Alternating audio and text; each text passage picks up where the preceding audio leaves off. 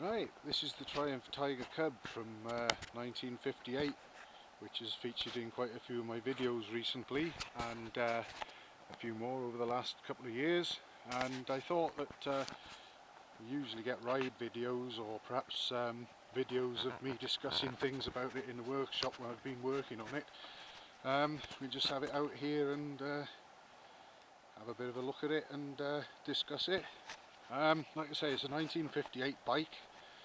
It's all original, even the engine and the frame numbers still match, and it was sold by Hamilton Brothers in Paisley, Glasgow Road, Scotland, when it was new, and they are still in existence apparently, although they mainly sell agricultural machinery now. I think they do Massey Ferguson's and Honda quads and the like, but I actually got in touch with them not that long ago and spoke to someone there who was very interested, and they thought that there's an elderly chap still working there that remembered when they sold motorbikes like these, and he may even have actually seen this bike passing through when it was sold as a new one, so that's quite interesting to know.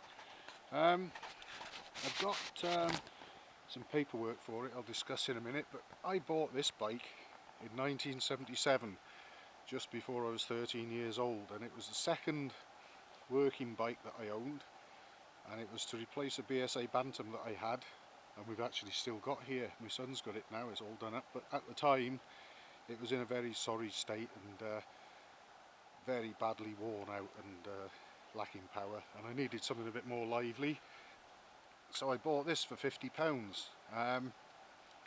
And I'm not certainly not Daddy's little rich boy. I had a part-time job on a neighbouring farm on weekends and afternoons and evenings after school, and I got paid 40p an hour for my work, which doesn't sound a lot, although I did get to drive some interesting tractors and also work with the animals a little bit. But I saved up my 40p an hour's worth of money until I could afford the £50, and I think perhaps I had some birthday money coming as well, and I went and bought this, which, believe it or not, still had some tax and MOT on it when I bought it, and we'll come to that. I've got the paperwork here, and we'll have a look at it now. First of all, this is the old original registration book or logbook, which we used to have in the UK, and they were replaced in the 1980s by a different kind of thing, which they called a V5, and then later on a V5C. But anyway, this is the original registration document, and there's the first keeper of this bike there, Mr. Cameron from Greenock in Scotland. After he had it, it went to Dorset, so quite a long trip for it there, and then after that it went quite a few miles again to two keepers, one after the other, who were from Hereford, before it finally ended up with this guy, and he's the one that I bought it from. And interestingly, there it says Llanddyfri Dyfed. They changed the name from Carmarthenshire to Dyfed in the 1970s, and then they reverted back from Dyfed to Carmarthenshire again quite a few years back, probably, I think, if I remember, in the 90s, something like that. But it's now Carmarthenshire again. It didn't stay Dyfed for a very long time anyway. So I bought it off him, and had the old system of registration or logbooks kept going, my name and address would have gone in there. But as it happened, I was too young to have it on the road in any case, and I used to ride it around the forestry. But thankfully the forestry roads, stone chipping roads, were pretty good and quite smooth, and I never took this bike off those roads down into the woods because there was so little ground clearance, it wouldn't have been a viable proposition really. So luckily this bike survived, and probably thanks to me getting something a little more suitable for my off-road adventures, I think this one was put to one side and largely forgotten about. And so that's a bit of luck really. It would have been terrible if mudguards had been chopped up on this, and bigger wheels and knobbly tyres and all sorts put on it, but everything on this bike is original, although I did restore it about 25 or 30 years ago and repaint it and so on, but it's the original engine, original frame. I did get a new front wheel at an auto jumble at Cheltenham in the 1980s. It had the right colour on the front rim, and that's what inspired me to get the paint to match that rim, and this is an original Triumph colour actually, or very near. Anyway, I digress a bit. We went on from this original type of logbook here. We moved on to the V5 as they call them, and the V5C, and this one's interesting because when these old logbooks had to be sent in to be updated to the new ones, you had to request if you wanted your old one returned. So obviously we did that, but my father had a couple of old bikes and he was sending paperwork in, so he sent the paperwork for mine in as well.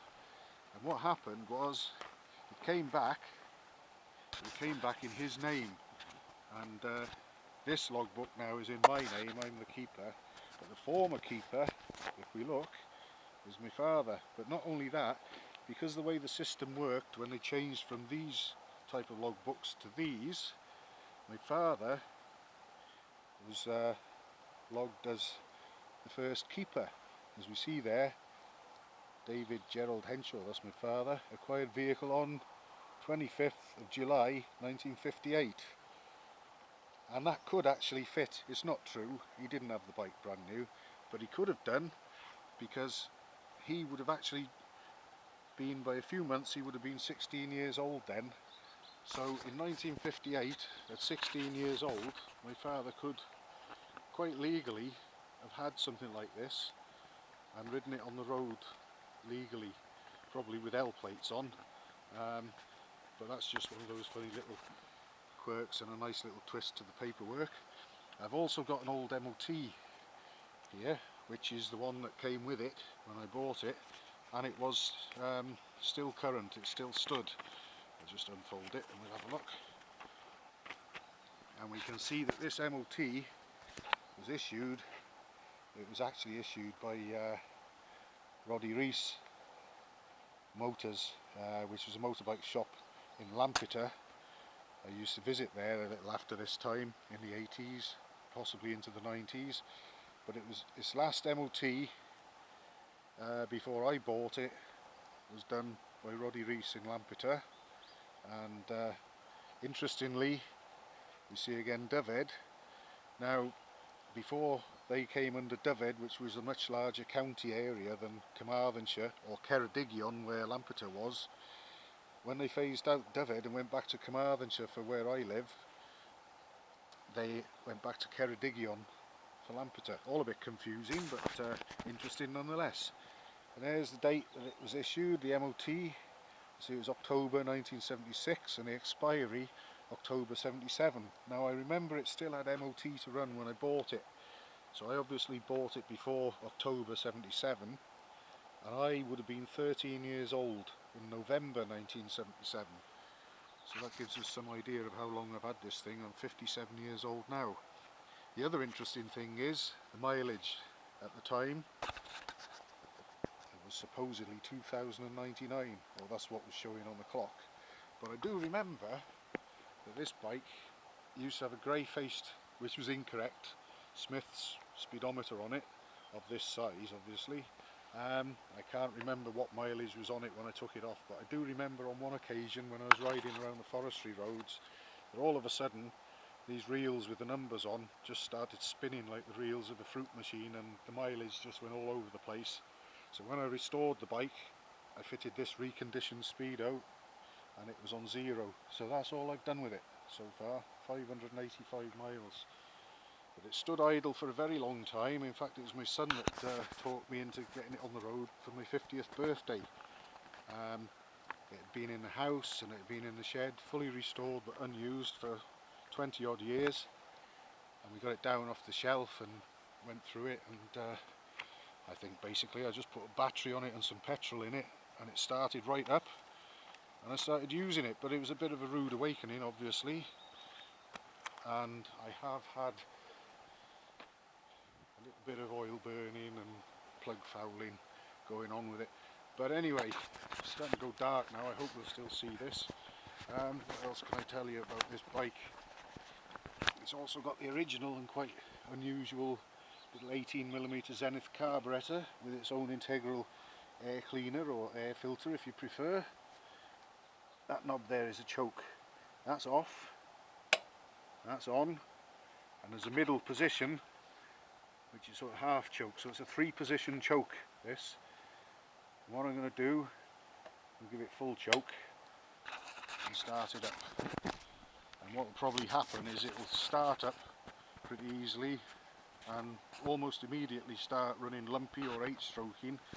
Then I'll raise the choke knob to half choke, run it for a minute or so, and then I'll be able to knock the choke right off. There's a tickler on the carburetor as well, but I never use that, there's no need. It starts up easily enough just on full choke. So here we go, I'm going to put the petrol on. See that hexagon on the petrol tank? Well, hexag on. That's how you remember. Off, hexagon, press the hexagon, hexag on. Fuel is on.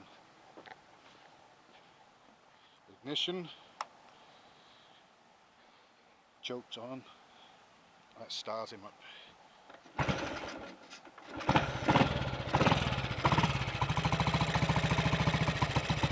There we are, and almost straight away it's running quite lumpy there. I'm going to put the camera down here and I'll move the choke knob up to its middle or half position next.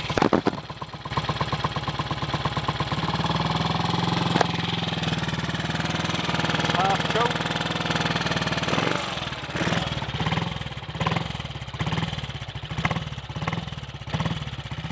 Sometimes get a bit of smoke within a minute or so of starting up.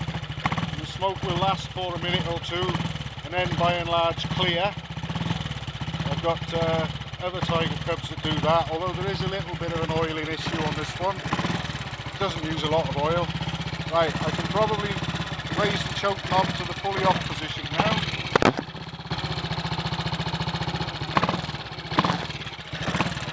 There we are, the choke is off.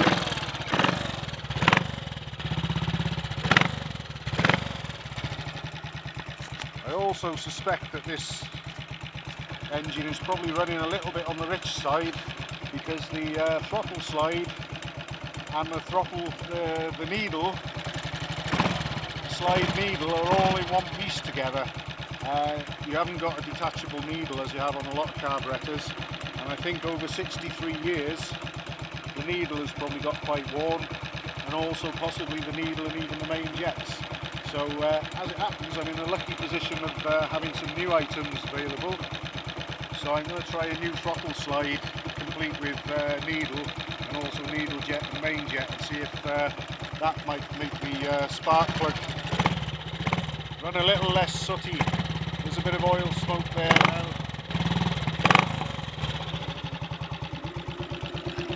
Whether we can see in there.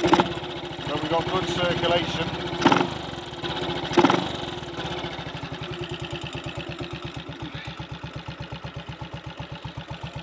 The ignition coil under the seat was there in 1977 when I bought this bike, so it's very likely to be the one it was fitted with when it was new. In here we've got the original points system in the distributor there. It's still on 6 volts, no electrical trickery on this bike, it's all as it would have been when it left the factory in 1958.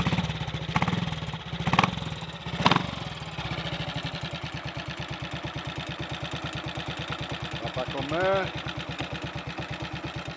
so that's where the points and condenser live.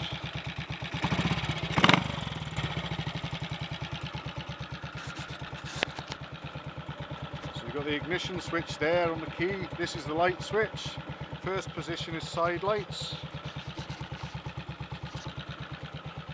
second position is lights full on, and then as normal you've got the dip switch there.